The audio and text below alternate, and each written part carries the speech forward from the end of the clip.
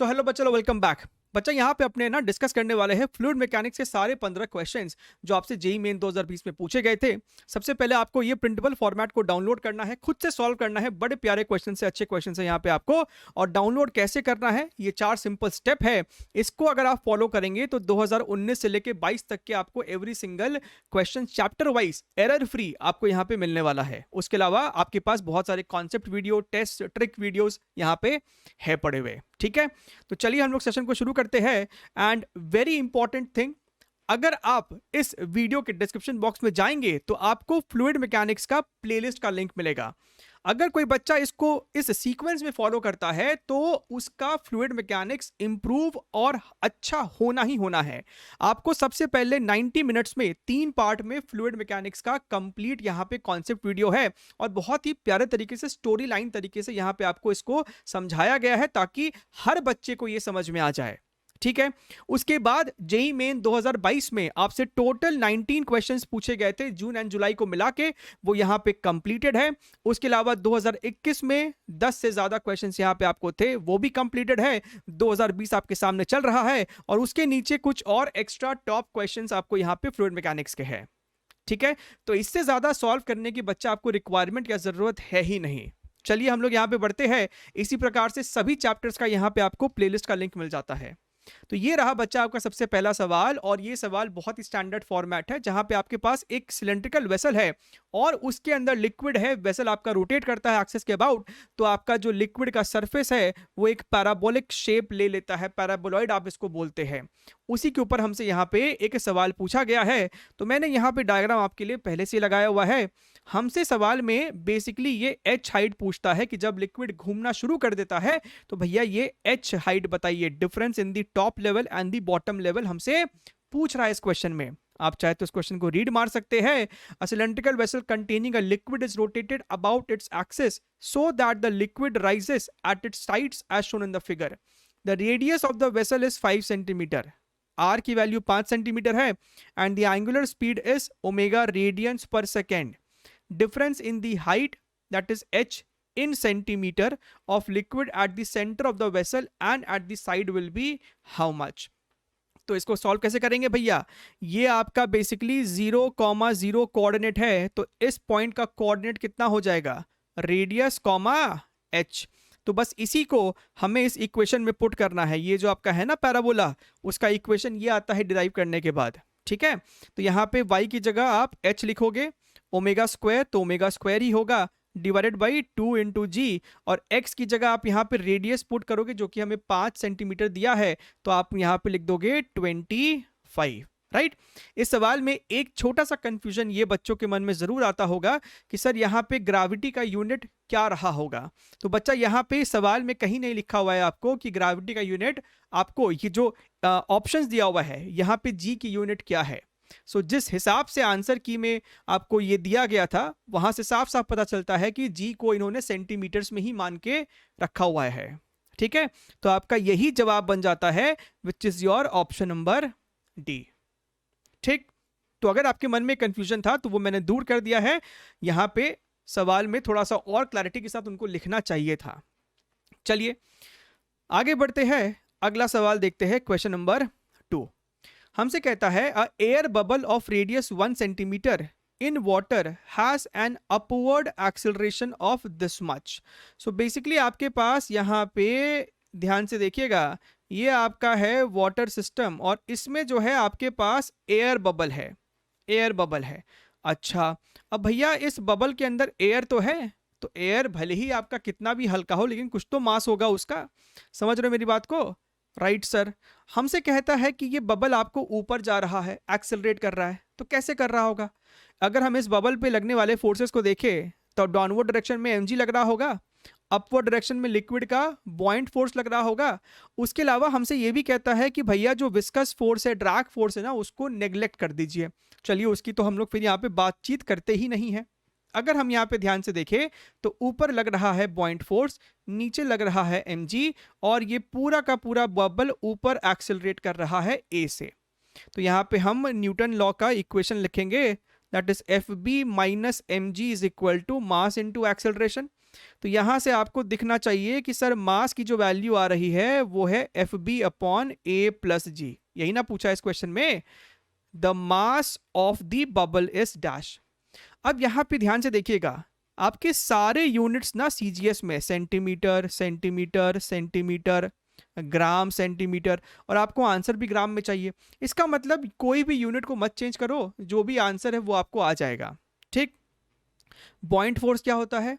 बॉइंट force होता है density into volume of the bubble multiplied by gravity divided by A plus G. Okay sir, तो sir density की value कितनी है? Density की वैल्यू कितनी है? 1 ग्राम, तो ये तो 1 ही हो गया, multiplied by 4/3 multiplied by pi multiplied by radius की वैल्यू भी 1 है, तो ये 1 का क्यूब 1 ही आ जाएगा, multiplied by gravity is your 980, gravity is your 980 divided by A plus G, यानी कि 9.8 प्लस 980, तो वो कितना हो जाएगा? ये मेरे को आता हुआ दिख रहा है 989.8। ठीक है।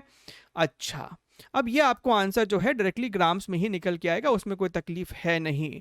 सो 4/3 मल्टीप्लाइड बाई 3.14, ये जो आपका टर्म है ना, ये जो आपका टर्म है, ध्यान से देखिएगा, 9, अगर आप 989.8 डिवाइडेड बाई 980 करोगे ना, तो भैया यहां पे आपको एग्जैक्टली कितना आ जाता है? ये 1.01 आने वाला है, ये आप चेक करिएगा इसको।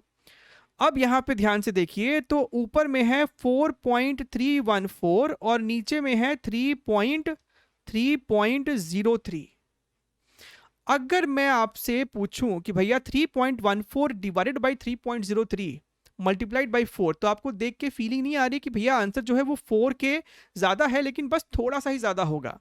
आप इसको चाहो तो प्रिसाइसली सॉल्व करके चेक कर सकते हैं, आपका 4.15 ही आएगा, option number C.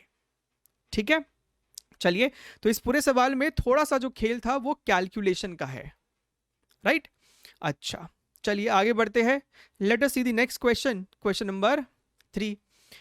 A hollow spherical shell of outer radius r just submerged under the water surface. The inner radius of the shell is small r. If the specific gravity of the shell material is 27/8 with respect to water, the value of r is how much? अच्छा, मुद्दे की बात है कि ये रहा आपके पास पानी जैसा कुछ, और ध्यान से देखिएगा, जस्ट सबमर्ज्ड हमने यहाँ पे एक शेल बना देना है। Look here very very carefully, shell की बात की जा रही है जिसका इनर और आउटर रेडियस है, यानी कि जो भी आपका यहाँ पे मटेरियल है ना, ये सॉलिड पार्ट है, अंदर में यहाँ पे कैविटी है बेसिकली। ये बेसिकली आपका सॉलिड पार्ट है जहाँ पे आपका मटेरियल है, और इसमें हमको बताता है कि भैया जो आउटर रेडियस है that is your capital R, जो इनर रेडियस है that is your small R. ठीक। अब मान लेते हैं कि ये जो आपका सॉलिड पोर्शन है ना, सॉलिड पोर्शन है, इसकी डेंसिटी आप रो मान लीजिए, और लिक्विड की डेंसिटी आप यहाँ पे चाहो तो सिग्मा मान लो। ठीक है। अच्छा, अब ध्यान से देखिएगा, ये आपका जस्ट सबमर्ज्ड है, लेकिन अभी भी आपका नेट फोर्स इस पे 0 होना चाहिए, यानी जितना डाउनवर्ड फोर्स में mg होगा उतना ही आपका अपवर्ड डायरेक्शन में बॉइंट फोर्स होना चाहिए। तो एक चीज तो हम यहाँ पे लिख सकते हैं, mg is equal to buoyant force. हमसे यहाँ पे क्या पूछा है? हमसे स्मॉल r पूछा है in terms of capital R। अब सर mg क्या होगा? सर mg यहाँ पे जो होगा दैट इज डेंसिटी, समझिएगा। मास क्या है? मास हो जाएगा density of solid thing, volume of this shaded white portion, तो भैया वो वॉल्यूम कितना हो जाएगा? सर वो वॉल्यूम इतना ही तो होगा, इतना ही तो होगा सर। हाँ जी। And what is buoyant force? Sir buoyant force में ना density of liquid multiplied by वो वॉल्यूम जो कि वो सॉलिड डिस्प्लेस किया है, वो तो इतना ही होगा, आउटर रेडियस की वजह से तो है, मल्टीप्लाइड बाय ग्रेविटी। अच्छा, तो सर ये 4/3, ये वाला टर्म, ये वाला टर्म खत्म। एक और बात, स्पेसिफिक ग्रेविटी ऑफ शेल, भैया ये जो सिग्मा है ये बेसिकली वाटर के लिए है। स्पेसिफिक ग्रेविटी जो होता है ना, क्या होता है सर? स्पेसिफिक ग्रेविटी होता है density of solid upon density of water. तो मेरे इस क्वेश्चन के केस में डेंसिटी ऑफ सॉलिड रो है और डेंसिटी ऑफ वाटर मैंने सिग्मा माना हुआ है। सो यही हमको क्वेश्चन में 27/8 दे रखा है। तो अगर आप ध्यान से देखें, इस सिग्मा को अगर हम लेफ्ट साइड ले आए तो रो बाई सिग्मा ही तो है मेरा 27/8। बोलो बोलो हाँ। अच्छा, यहाँ पे मेरा बच रहा है कैपिटल आर क्यूब। अब आपको यहाँ पे साफ साफ दिख रहा है कि हम लोग अब अपने डेस्टिनेशन तक पहुंचने ही वाले हैं। We are about to reach our destination. अब देखिएगा 27 माइनस 8 कितना हो जाएगा, 19। So 19 capital R cube is equal to 27 small R cube. तो सर यहाँ पे अगर हम ध्यान से देखें ना, तो ये जो स्मॉल आर क्यूब है that is equal to capital R cube divided by 27 multiplied by 19। यानी कि सर जो r की वैल्यू है वो r/3 और ये है सर मेरा 19 पावर 1/3। यहां पे आपको सावधानी के साथ इसे सॉल्व करने की जरूरत है। अब देखिएगा सर 19 टू द पावर 1/3 यानी कि कोई एक ऐसा नंबर जिसे अगर 3 बार मल्टीप्लाई करो तो 19, देखिए एग्जैक्ट नहीं सॉल्व करना, लेकिन कोई एक ऐसा नंबर सोचिए जिसे अगर 3 बार मल्टीप्लाई किया तो 19 के आसपास आ सके। कहने का मतलब है कि अगर 2 का क्यूब लेते हो तो 8 आता है, लेकिन 3 का क्यूब लेते हो तो 27 आता है। यानी कि सर 3 से नजदीक होगा और 2.5 से तो काफी दूर होगा। तो आपको ये अंदाजा लगाना पड़ सकता है अप्रोक्सीमेटली ये 19 का जो होगा ना वो आपको 2.6 2.7 के आसपास आ सकता है। विच मीन्स अगर हम ध्यान से देखिए 2.7 भी अगर हम पकड़ के चले divided by 3, right, 2.7 divide by 3, तो यह आपको जो नंबर होगा ना वो 0.9 0.8 आर के आसपास आना चाहिए। समझिएगा 0.8 0.9 आर के आसपास आना चाहिए, जो आपको ना तो यहां दिखाई देगा, ना तो यहां दिखाई देगा और ना तो यहां, वो आपको सिर्फ इस वाले में ही दिखाई देगा, राइट। तो आपको इस तरीके से इसे यहां से ऑप्शंस को इग्नोर कर करके आंसर तक पहुंचना पड़ेगा, ठीक है। चलिए आगे बढ़ते, दिख रहा है ना 8/9 क्या होगा, यहां पे अगर आप इसको करोगे तो ये आपको 0.9 के आसपास ही आएगा। समझ रहे हो मेरी बात। अच्छा, तो ये रहा अपना क्वेश्चन नंबर 4। इसमें कहता है 2 लिक्विड्स ऑफ डेंसिटी ρ1 एंड ρ2। तो यहां पे ना ये ρ1 है और ये वाला ρ2 है। ρ2 की वैल्यू 2 टाइम्स ρ1 हमको सवाल में दिया हुआ है। आपके पास यहाँ पे साइड वॉल्स है, हमसे पूछता है the ratio of force due to this liquid exerted on upper part Mn to that of lower part No is how much? Assume that liquids are not mixing। Obvious सी बात है, हमसे सवाल में ऐसा assumption लेना ही पड़ेगा। अच्छा, अब यहाँ पे आप एक शॉर्टकट का इस्तेमाल कर सकते हैं, क्योंकि अगर आप शॉर्टकट का इस्तेमाल नहीं करेंगे तो आपको यहाँ पे प्रॉपर इंटीग्रेशन में उतरना पड़ेगा। सर क्यों इंटीग्रेशन में? भैया क्योंकि आप जब इस लिक्विड में नीचे जाते हो ना, आप जब लिक्विड में नीचे जा रहे हो तो प्रेशर इंक्रीज कर रहा है, यानी कि साइड वॉल्स पे जो आपको फोर्स लग रहा है ना वो कंटिन्यूसली इंक्रीज करेगा। तो ऐसे सिचुएशन में टोटल फोर्स इस पे पता करना पड़ेगा, तो उसके लिए आपको इंटीग्रेशन का सहारा लेना पड़ता है। अब यहाँ पे हम शॉर्टकट का क्या इस्तेमाल करेंगे, ध्यान से देखिएगा। शॉर्टकट पे हम लोग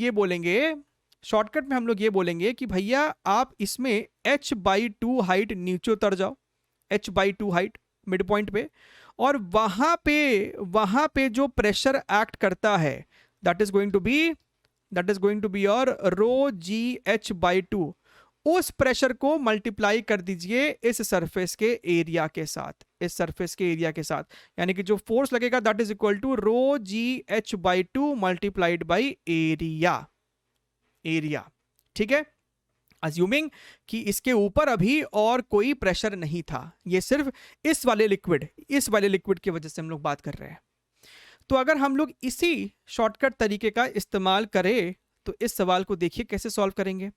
ये बना लेते हैं हम लोग इस प्रकार से, और यहाँ पे 2 प्रकार का लिक्विड है, एक आपका ये रहा और एक आपका ये रहा। अब ध्यान से देखिएगा, ये शॉर्टकट जानने के बाद भी लोग इसमें क्या सिली मिस्टेक करते हैं या फिर इसमें क्या गलत अप्लाई करते हैं, क्योंकि शॉर्टकट में कोई बुराई नहीं है, लेकिन इसको एप्लीकेशन आपको सीखना पड़ेगा, समझना पड़ेगा। तो अगर हम यहाँ पे ध्यान से देखिए, ये आपका ρ1 है, तो ऊपर वाले में यानी M से लेके N के बीच में जो आपको फोर्स लग रहा है, ये जो आपको फोर्स लग रहा है इसको हमने नाम दे दिया F1 फोर्स। तो यहाँ पे आपको दिख रहा है F1 is equal to how much, let us say that this thing is your H। मैंने बोल दिया कि भैया 5 मीटर को H ही बोलेंगे हम लोग। तो ये हो जाएगा आपका ρ1GH/2 मल्टीप्लाइड बाई एरिया, जो भी आपका इस वाले साइड वॉल का एरिया रहा होगा। ठीक है, लेकिन दिक्कत आती है नीचे वाले पार्ट पे। नीचे वाले पार्ट में please focus here very very carefully. Again हमको यहाँ पे लिखना है F2 फोर्स, नीचे वाले पे कितना फोर्स लग रहा है। तो उसके लिए अगेन आप जब यहां से H/2 नीचे उतर रहे हो, नीचे का डेंसिटी आपका ρ2 है, तो सर ये जो आप F2 में प्रेशर इनटू एरिया लिखोगे, एरिया तो ए ही होगा, साइड वॉल का एरिया ए है, लेकिन प्रेशर की जब बात करोगे एक तो हो जाएगा आपका ये जो ρ2 है ना, उस लिक्विड के वजह से, क्योंकि उस लिक्विड में आप नीचे उतर रहे हो, तो ρ2GH/2, लेकिन ऊपर में जो ये व्हाइट वाला लिक्विड है उसका तो एक प्रेशर इस ब्लू वाले पे लग रहा है ना, और वो कितना लग रहा होगा, तो सर ρ1GH, और पास्कल्स लॉ बोलता है कि ये जो प्रेशर आप ρ1GH इस ब्लू सरफेस पे लगा रहे हो वो पूरे जगह पे फैल जाएगा। यानी कि आप इस मिड पॉइंट पे जब एवरेज प्रेशर लिखने की कोशिश कर रहे हो तो ρ2GH/2 तो होगा ही, और एक ऊपर वाला जो व्हाइट वाला रीजन था उसका ρ1GH भी आएगा दौड़ दौड़ के। ठीक बात है। अब यहां पे भैया जो मेरा ρ2 है वो तो 2 टाइम्स ρ1 है, तो यहां पे ρ2 की जगह अगर हम 2 ρ1 लिख दे तो 2 मरेगा, और अल्टीमेटली आपका ये आ जाएगा 2 मल्टीप्लाइड बाई A ρ1GH। तो बस खेला खत्म। हमसे यहाँ पे F1/F2 पूछा गया था, तो आपको दिखेगा कि यहाँ पे आपको 1/2 बचेगा और यहाँ पे 2 यानी कि 1/4, और बाकी टर्म्स कट जाएंगे, कैंसिल आउट हो जाएंगे। सो सी इज द करेक्ट आंसर। ठीक है, चलिए, आई होप आपको समझ में आया होगा और आपको ये शॉर्टकट तरीका भी बहुत हेल्प करेगा आपके आने वाले प्रॉब्लम सॉल्विंग में। चलिए ध्यान से देखिए question number 5। A leak proof cylinder of length 1 meter made of a metal which has very low coefficient of expansion, right, is floating vertically in water at 0 degree centigrade such that its height above the water surface is 20 centimeter। अच्छा, तो ध्यान से देखिएगा, चित्र बना देते हैं आपके लिए। ये रहा आपका लिक्विड और ये रहा आपका कुछ तो cylinder, it's height above the water surface is 20। सो शुरुआत में कहानी कुछ इस प्रकार से है। टोटल जो लंबाई है इसकी वो हमसे कहता है 1 मीटर, लेकिन अभी जो ये है आपका वो है कितना, 20 सेंटीमीटर। 20 सेंटीमीटर। ये कब की बात की जा रही है, ये तब की बात की जा रही है जब इस लिक्विड का जो टेम्परेचर है वो 0 डिग्री सेंटीग्रेड था। अच्छा, अब क्या किया, when the temperature of water is increase to 4 degree centigrade the height of cylinder above the water surface becomes 21 centimetre. यानी कि आपने जब इस लिक्विड के टेम्परेचर को बढ़ा दिया, ध्यान से मेरी बात को सुनिएगा, आपने इसके टेम्परेचर को बढ़ा दिया तो भैया इस लिक्विड का डेंसिटी में चेंज आया होगा। इस प्रकार का चेंज आया कि भैया ये जो आपका सिलेंडर था ना वो 1 सेंटीमीटर और बाहर निकल गया, यानी ये भाई साहब अब हो चुके हैं 21 सेंटीमीटर। 21 सेंटीमीटर, ठीक है। Temperature now is 4 degree centigrade. अच्छा, the density of water at T is equal to 4 degree centigrade relative to the density at T equals to 0 degree centigrade is how much. कहने का मतलब है कि अगर हमने इस वाले लिक्विड की डेंसिटी को ρ1 पकड़ा है और इसको हमने ρ2 पकड़ा है, तो हमसे इस क्वेश्चन में पूछा क्या है, ρ2/ρ1 की वैल्यू क्या है। ठीक है, अब मेरी बात को सुनिएगा भैया, आप लिक्विड के टेम्परेचर को बढ़ाइए घटाइए नहीं फर्क पड़ता है हमको उससे, लेकिन ये जो आपका व्हाइट वाला सिलेंडर है क्या उसका मास बदलेगा? नहीं।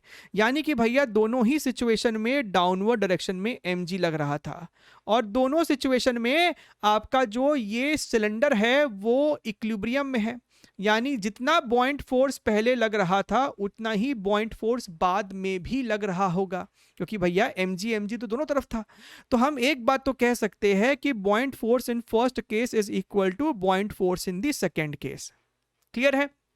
अब हमको लिखना है बॉइंट फोर्स। तो सर बॉइंट फोर्स क्या होता है? बॉइंट फोर्स सर होता है density of liquid multiplied by volume displaced. तो भैया इस केस में तो वॉल्यूम डिस्प्लेस्ड ये वाला है। एक और बात, तो सर उसके लिए हमें तो ये वाला डेप्थ चाहिए होगा ना कि ये कितना सबमर्ज्ड था। तो भैया हो तो गया 80 सेंटीमीटर, मानते हो ना। तो यहाँ पे हमें लिखना है वॉल्यूम यानी कि लेंथ इनटू एरिया, जो भी इसका क्रॉस सेक्शन एरिया रहा होगा, लेंथ इनटू एरिया। तो यहाँ पे हम 80 इंटू एरिया लिख रहे हैं, सेंटीमीटर को मीटर में कन्वर्ट नहीं करेंगे क्योंकि राइट साइड भी सेंटीमीटर आने वाला है। Multiplied by gravity is equal to ρ2 multiplied by, अगर ऊपर 21 तो नीचे 79 रहा होगा, इंटू एरिया इंटू ग्रेविटी। ठीक बात है। तो एरिया इंटू ग्रेविटी आपका समाप्त हो जाएगा। तो यहां से ρ2 बाई ρ1 जो है वो 80/79 दिख रहा है। तो आप जब इसको सॉल्व करेंगे ये आपको निकल के आएगा 1.01, ऑप्शन नंबर बी। क्लियर है एकदम। आगे बढ़ जाते हैं। चलिए अगला सवाल देखिए, क्वेश्चन नंबर 6। आहा, एक और बढ़िया सवाल, एकदम सुंदर सवाल, इंटीग्रेशन बेस्ड क्वेश्चन है। Consider a solid sphere of radius r जिसका मास डेंसिटी ही वेरी कर रहा है। आप जैसे जैसे उस सॉलिड के सेंटर से दूर जा रहे हो आपका स्मॉल r के साथ डेंसिटी चेंज करता है। The minimum density of liquid in which it will float is how much. हमसे कहता है कि भैया मिनिमम डेंसिटी ऑफ लिक्विड क्या है जहां पे ये जस्ट फ्लोट कर जाए, मतलब कि बस डूबते डूबते रह जाए। कहने का मतलब टोटल सबमर्ज, यानी कि जस्ट सबमर्ज्ड वाला सिचुएशन था कि भैया जस्ट सबमर्ज्ड हो गया, जस्ट सबमर्ज्ड हो गया, है ना। कहने का मतलब है कि इस पे जो mg है वो बॉइंट फोर्स बैलेंस कर रहा है। तो ये तो हमको इक्वेशन समझ में आ गया कि इस पूरे सवाल में इक्वेशन लगाना है FB is equal to mg। अगर इसका रेडियस r है तो अब देखिएगा डेंसिटी ऑफ लिक्विड क्या है, the minimum density of liquid. अच्छा वही तो पूछा है, दिमागे काम नहीं किया, हमसे डेंसिटी ऑफ लिक्विड ही पूछा है। ठीक है, इसको बोल देते हैं ρl। तो बॉइंट फोर्स लिखोगे ρl multiplied by 4/3 pi r cube into gravity is equal to mass into gravity. Sir mass ही तो सॉल्व करना है इस पूरे क्वेश्चन में, मास। और मास कैसे निकालेंगे, वही इंटीग्रेशन। कौन सा इंटीग्रेशन, r पे जाके dr थिकनेस का छोटा सा एक एलिमेंट ले लो, पतला सा एक एलिमेंटल शेल ले लो, उस पतले से शेल का पहले मास लिखो और उसके बाद इंटीग्रेट कर दीजिए 0 से लेके कैपिटल R तक के लिए। नहीं समझ में आया, अरे मैंने बोला कि भैया ऐसा एलिमेंट ले लेते एक ठो, ये स्मॉल r पे जाके dr थिकनेस का हमने एलिमेंट पकड़ लिया। तो ये जो छोटा सा एलिमेंट है ना dm मास का, ये जो वाइट कलर का आपको शेडेड शेल दिख रहा है, इसका मास dm है। तो dm क्या होगा, डेंसिटी इंटू छोटू सा वॉल्यूम, और सर जो डेंसिटी है एट r डिस्टेंस वो तो इस इक्वेशन से दिया जा रहा है। सो ρ0 1 minus r square by capital R square multiplied by पतला सा जो इसका वॉल्यूम है, और इसका वॉल्यूम कैसे लिखते हैं ना, वो तो अपने को आना चाहिए 4 पाई r स्क्वायर इंटू dr। ठीक बात है सर। अच्छा अब इसको हम इंटीग्रेट कर देंगे। अब जो है हम इसे इंटीग्रेट करेंगे तो ध्यान से देखिएगा तो हमें टोटल मास निकल के आएगा। यहां से आपका ρ0 4 पाई, ये तो बाहर कॉमन खींच लीजिए, r स्क्वायर को अंदर मल्टीप्लाई करेंगे तो ये हो जाएगा r स्क्वायर, ये हो जाएगा r to the power 4 divided by capital R square, ये हो गया आपका dr, लिमिट 0 से लेके कैपिटल R तक का। So this is your 4 pi ρ0, right. ये आपका हो जाएगा capital R cube by 3 minus ये आपका हो जाएगा r to the power 5/5। So effectively ये मुझे r क्यूब बाई 5 आता हुआ दिख रहा है। ठीक बात है। अब इसको यहां लेके आइए। सो ये आपका हो जाएगा ρl multiplied by 4/3 pi r cube into ये ग्रेविटी को मारिए, this is equal to mass, और मास यहां से लिखाएगा 4 पाई ρ0, r क्यूब बाहर कॉमन खींचा है, ऊपर में हो जाएगा 2/15। ठीक है। अब यहां पे मेरा 4/3 r क्यूब, सॉरी 3 तो नहीं गया, 4 पाई r क्यूब ये मर जाएगा। सो ये 3 भी इसको काटेगा तो ये 5 हो जाएगा। सो ρl की जो वैल्यू आ रही है दैट इज योर 2/5 r ρ0, 2/5 ρ0 जो है वो मेरा ऑप्शन नंबर ए है। क्लियर है एकदम। तो ये आपका सही जवाब है, और इस तरीके से बड़े प्यार से आसानी से हमने इसको क्रैक कर लिया। अब ये वैरायटी देखिए, 2022 जुलाई अटेम्प्ट में आपसे सिमिलर क्वेश्चन पूछा गया था। तो कितना इंपॉर्टेंट हो जाता है आपके लिए प्रीवियस ईयर क्वेश्चंस को अच्छे से मन में बसा के जाना, राइट। सवाल में हमसे क्या बोला कि भैया आपके पास 2 सिलेंड्रिकल वेसल है, आपके पास इस प्रकार से 2 सिलेंड्रिकल वेसल है। फिर से समझ लीजिए, सुन लीजिए, और इसमें कोई लंबा फालतू मेथड लगाने का जरूरत नहीं है। ध्यान से देखिएगा, लॉजिकल मेथड है इसको सॉल्व करने का, लॉजिकल मेथड और प्यारा मेथड। तो शुरुआत में क्या था ना कि ये रास्ता बंद था, शुरुआत में ये रास्ता बंद था। आपको यहाँ पे लिक्विड है कुछ हाइट तक, यहाँ पे लिक्विड है डिफरेंट हाइट तक, और ये जो पतला सा रास्ता है ये एकदम नेग्लिजिबल वॉल्यूम का था, ठीक। अच्छा, हमसे क्या क्या बोला गया है डेटा में कि भैया जो आपका लिक्विड है उसका डेंसिटी डी है, एरिया ऑफ क्रॉस सेक्शन जो है वेसल का वो कैपिटल एस है। क्या है सर? यानी कि ये जो है ना, ये एरिया जो है वो कैपिटल एस हमको दे रखा है क्वेश्चन में। एक जगह लिक्विड का हाइट x1 है, एक जगह x2 है, राइट। तो हमने क्या बोल दिया, एक काम कर लेते हैं ना, एक काम कर लेते हैं कि इसको बोल देते हैं x1 और इसको बोल देते हैं x2, ठीक है। This is your x1, this is your x2, ठीक। अब आपने क्या किया, आपने इस शटर को यहां से हटा दिया, लो हटा दिया। भैया जब हटा दोगे ना तो लिक्विड जो है लेफ्ट से राइट की तरफ मूव करेगा ताकि दोनों जगह सेम हाइट हो जाए, राइट, इक्वलाइज हो जाए दोनों। तो अब हमें यह देखना है कि भैया ठीक है, मोशन तो सभी लिक्विड पार्टिकल का हो रहा होगा, लेकिन इफेक्टिवली किसका मोशन हुआ है हमको उस पर फोकस करना है। क्योंकि हमसे सवाल में क्या पूछा गया है, the change in energy of the system in the process is how much. So effectively अगर आप ध्यान से देखें, look here very very carefully, look here very very carefully, तो भैया ये जो है ना, यहां से यहां स्ट्रेट लाइन एक तो यहां पे मार दीजिए अगर आप, तो आपको दिख रहा है कि इधर वाले पोर्शन में मेरा इंटरेस्ट है, इस वाले पोर्शन में मेरा इंटरेस्ट है, क्योंकि जब चीजें इक्वलाइज हुई होंगी, इक्विलिब्रियम में आई होंगी, उस वक्त इसका जो 50% है, किसका 50%? भैया किसका 50%? इसका जो 50% है वो राइट साइड ही गया होगा। यानी कि अगर हम यहां से बीच में एक और डॉटेड लाइन बना दे, तो ये जो हैच्ड वाला पोर्शन है, आप ऐसा मान के चलिए कि यही पोर्शन उठ के यहां पे आ रहा है, यही पोर्शन उठ के यहां पे आ रहा है, यही पोर्शन उठ के यहां पे आने वाला है, ठीक है। तो सिर्फ इसी पोर्शन का आप लॉस इन एनर्जी निकाल दीजिए, वही आपका सवाल का पूरा जवाब हो जाएगा। अब मेरी बात को ध्यान से सुनिएगा कि सर ये वाला जो टोटल लेंथ है that is your x1 minus x2, यानी कि ये जो आपका पोर्शन था that is half of it, that is half of it, that is x1 minus x2 by 2। और ये पोर्शन जब आपको इस A पॉइंट से B पॉइंट पे पहुंचा है तो वो कितना नीचे गिरा है, तो भैया वो ये लेंथ नीचे गिरा। अरे यहां पे एक पॉइंट लो, तो ये पॉइंट अब कूद के यहां पे आ चुका है ना, तो इफेक्टिवली कितना हाइट नीचे गिर गया, तो सर जो वो हाइट नीचे गिरा है ना that is also x1 minus x2 by 2। So I can say this very clearly कि आपका जो चेंज इन एनर्जी है, आपका जो चेंज इन एनर्जी है that is what, that is your mgh, this is the loss. हम लोग को यहाँ पे सिर्फ लिखना है मैग्नीट्यूड, ठीक है, तो साइन का टेंशन मत लो।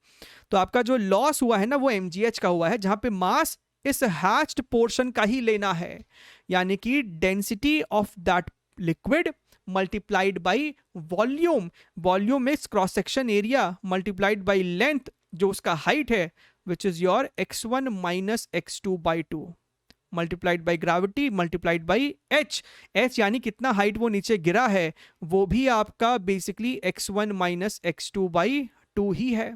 अब सर रो की जगह सिंबल का इस्तेमाल किया गया था d, a की जगह s, ग्रेविटी नीचे में आपका 4 आ जाएगा, and this is your x1 minus x2 का होल स्क्वायर। अब अगर आप यहाँ पे ध्यान से देखिए ऑप्शन नंबर सी की तरफ, तो ऑप्शन नंबर सी इसके साथ आपको मैच कर रहा है। अब अंदर में x2 माइनस x1 है कि x1 माइनस x2, फर्क नहीं पड़ता है, स्क्वायर में है आपका। क्लियर है एकदम। तो ये बेसिकली हमने जो लिखा है ये लॉस लिखा है और वही हमसे पूछा है चेंज। सो इस तरीके से आप इस सवाल को बहुत ईजिली सॉल्व कर सकते हैं। आगे बढ़ते हैं, अगला सवाल देखते हैं, क्वेश्चन नंबर 8। ये क्या पूछता है हमसे, यहाँ पे कहता है in an experiment to verify Stokes law a small spherical ball of radius r and density ρ falls under gravity through a distance h in air before entering a tank of water. ओ हो, ध्यान से देखिएगा।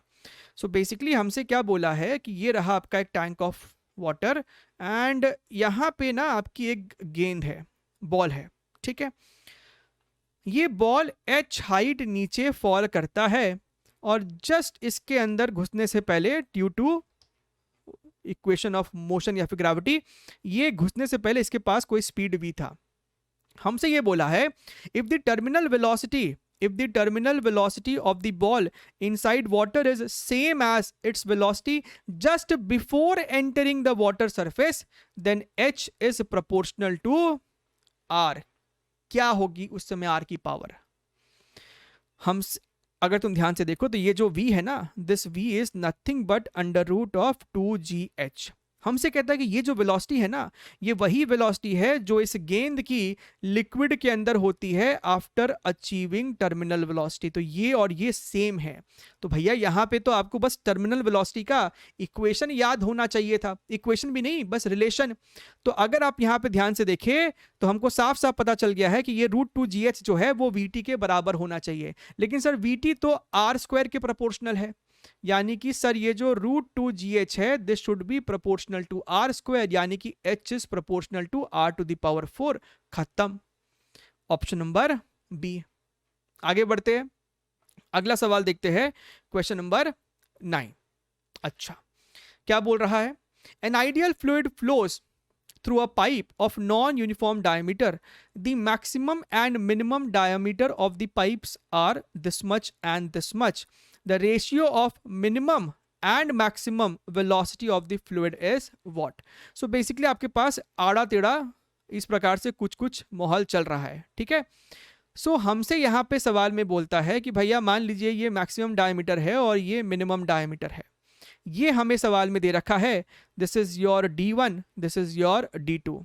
अब जाहिर सी बात है कि जहां पे आपका क्रॉस सेक्शन एरिया ज्यादा होता है वहां पे जो लिक्विड की वेलोसिटी होगी वो कम, और जहां पे क्रॉस सेक्शन एरिया कम है वहां पे लिक्विड की जो वेलोसिटी है वो ज्यादा है। अच्छा, तो यहाँ पे फंडा क्या लगता है, equation of continuity A1V1 is equal to A2V2, और A भैया एरिया जो है इट इज व्हाट πd²/4, यानी area is proportional to d का स्क्वायर, डायमीटर का स्क्वायर। तो यहाँ पे आप चुपचाप से D1² is equal to D2² भी लिख सकते थे। फिर से यहाँ पे बी वेरी वेरी केयरफुल, हमसे मिनिमम वेलोसिटी अपॉन मैक्सिमम पूछा है और V1 ही मिनिमम था, यानी आप यहाँ पे V1/V2 करेंगे and this is your D2/D1 का होल स्क्वायर, जहां पे D2 पतला वाला डायमीटर है विच इज योर 4.8।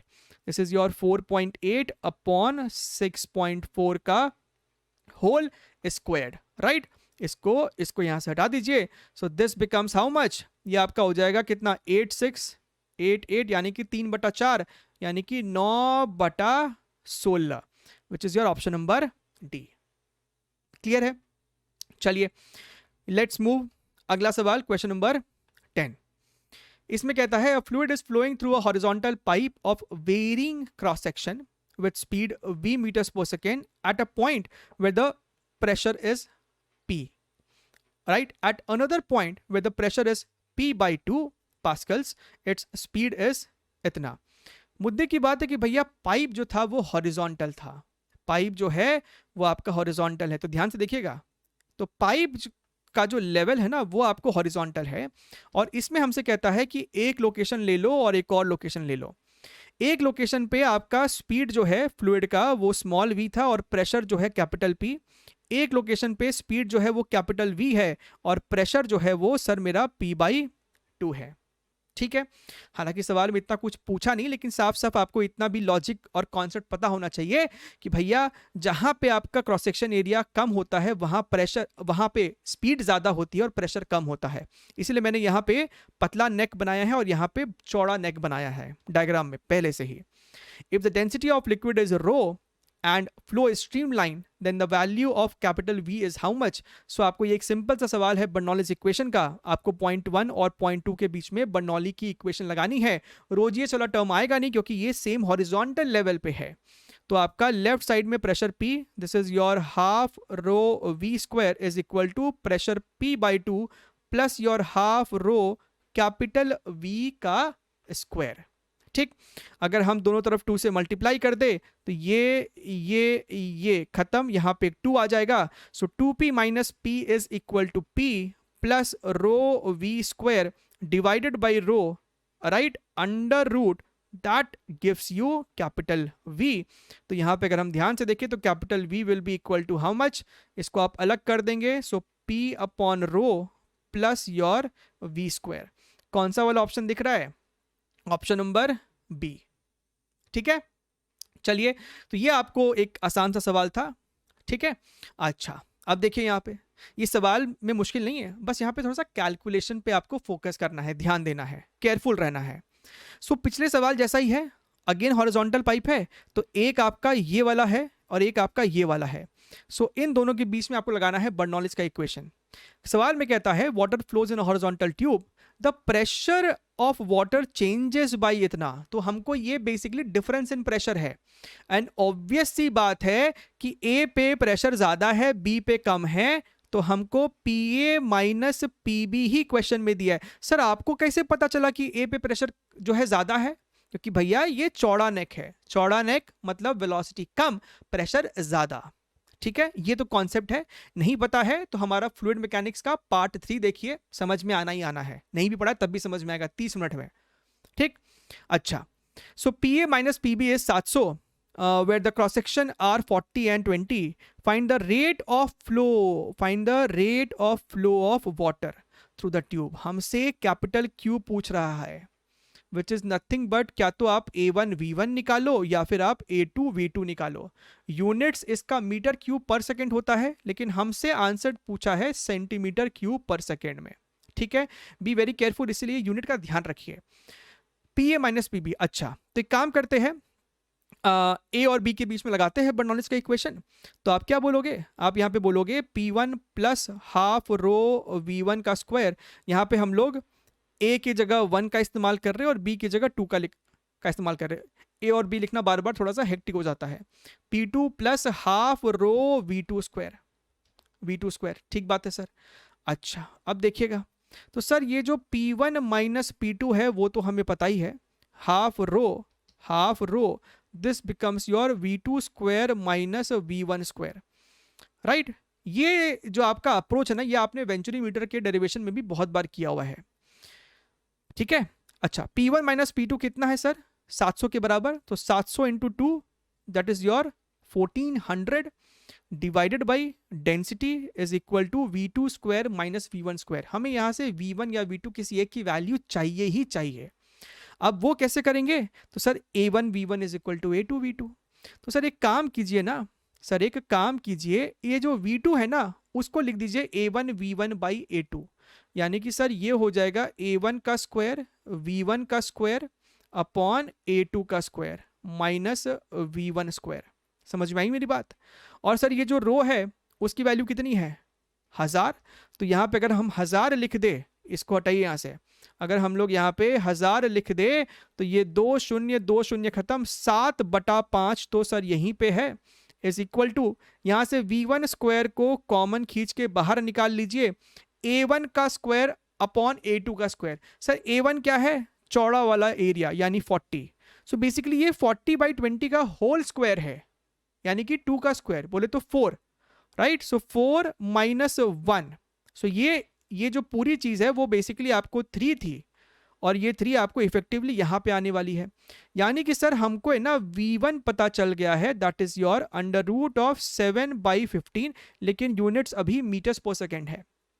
हमसे पूछा था यहाँ पे कैपिटल Q, क्योंकि हमने V1 निकाला है तो हम A1 V1 सॉल्व करेंगे। A1 की वैल्यू 40 है, 40 सेंटीमीटर स्क्वायर मल्टीप्लाइड बाई, लेकिन सर जो V1 है ना वो है 7 बाई 15। तो एक काम कीजिए, इसको 100 से मल्टीप्लाई कर दिया ताकि ये हो जाए सेंटीमीटर्स पर सेकेंड, और मेरा यूनिट जो है वो सेंटीमीटर क्यूब में कन्वर्ट भी हो जाएगा। अब ध्यान से देखिए, ये आपको basically 4000 multiplied by 7/15 centimetre cube पर सेकेंड। अब बच्चे यहाँ पे परेशान हताश है, सर कैसे सॉल्व करें। बच्चा देखो ना, ऑप्शन को तो देखो, कितने दूर दूर आपको ऑप्शन दिए हुए हैं। 7/15, अगर हम अप्रोक्सीमेट चल रहे हैं, यहाँ पे ध्यान से देखिएगा, दिल पे मत लेना सब बातों को, यह आपको लगभग 2 के आसपास नहीं है। सो बेसिकली 1/√2 और 1/√2, √2 का मतलब 1.4, ये आपको हमेशा 0.7 के आसपास आता है भैया। 1/√2 0.707 के आसपास होता है, ध्यान रखिए। अब आप खुद सोचिए, इसका मतलब ये पूरी वैल्यू ऑलमोस्ट 0.7 के आसपास होगी, यानी 0.7 मल्टीप्लाइड बाई 4, यानी जो भी आंसर होगा वो आपको 2800 के आसपास है, which is option number C. समझ रहे हो, समझना पड़ेगा। कैलकुलेशन इस तरीके से करेंगे तो ही स्पीड आएगी जीवन में। अच्छा ध्यान से देखिए, अब ये वैरायटी भी आपको 2022 में 2021 में पूछी जा चुकी है। A small spherical droplet of density D is floating exactly half immersed. Droplet का density D है, immersed in a liquid of density rho and surface tension T. The radius of droplet is how much?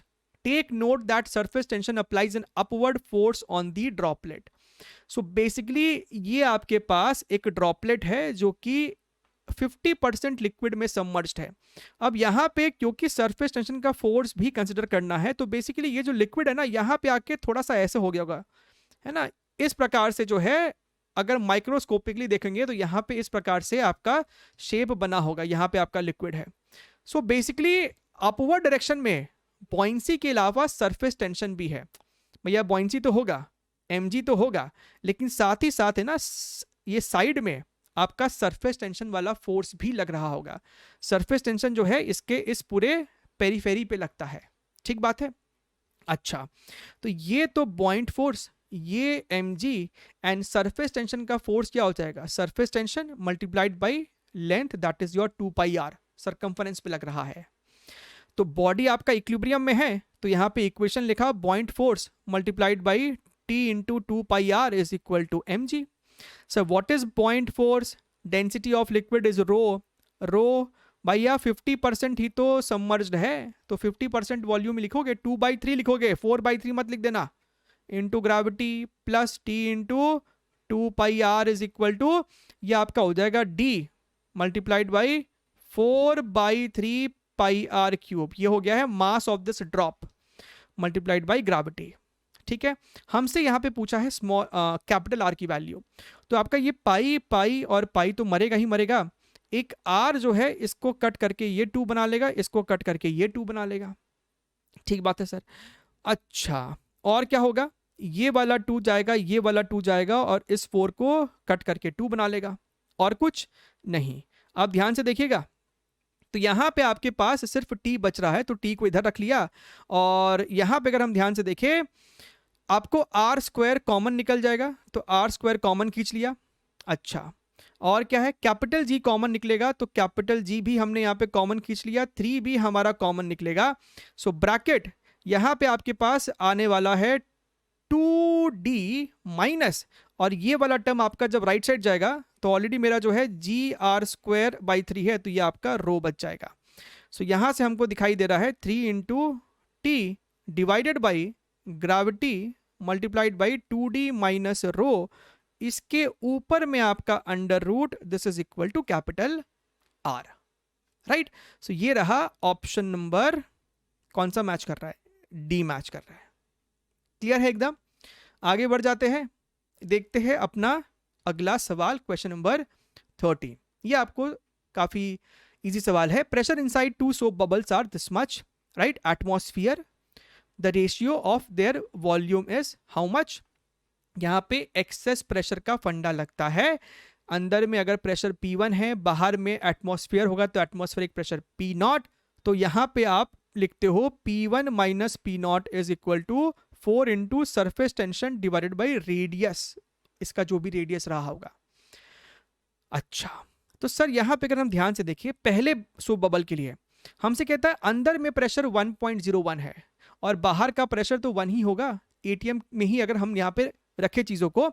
So 1.01 minus 1 is your 0.01 is equal to 4T/R1।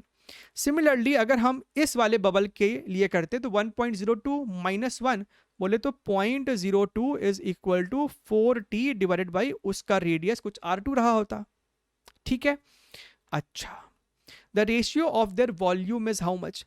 तो यहां से आपको पहले तो समझिए कि volume is proportional to R का cube, R का क्यूब, सही बात है। So if you see here carefully I can see that R2 जो है इस केस में, एक काम कीजिए ना, एक काम कीजिए, इक्वेशन नंबर 1 बोल दो, इसको इक्वेशन नंबर 2 बोल दो, 1 और 2 को आपस में डिवाइड कर दो।